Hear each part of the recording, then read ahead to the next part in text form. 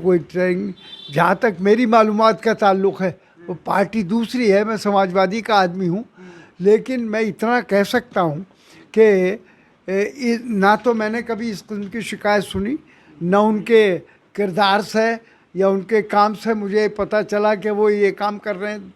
जी, ये तो सब बीजेपी मुसलमानों को हरस करने के लिए और मुसलमानों को खौफजदा करने के लिए ये सारी बातें करती है।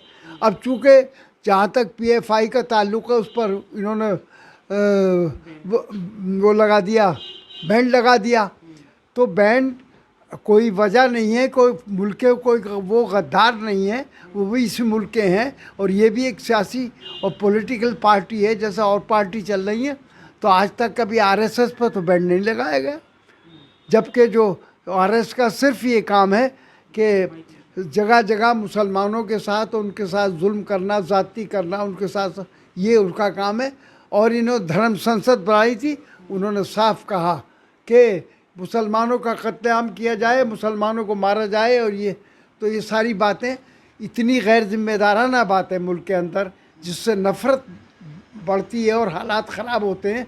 उस पर कोई गवर्नमेंट का बैन नहीं लगा, इन पर बैन क्यों नहीं लगाया गया? और इन पर ये झूठी सच्ची बातें कि साहब ये करते हैं वो करते हैं तो गलत। तो अब ये तो अल्लाह बेहतर जाने, मैं तो नहीं कह सकता कि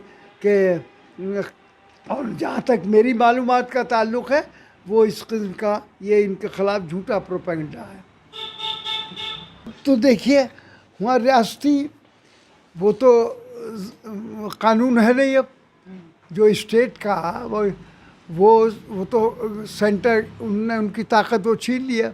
अब इसका सेंटर जिम्मेदार है, बीजेपी की सेंट्रल पार्टी जिम्मेदार है इस बात की कि वो इन हालात को क्यों ऐसे हालात पैदा हो रहे हैं, क्यों कंट्रोल नहीं कर पा रहे।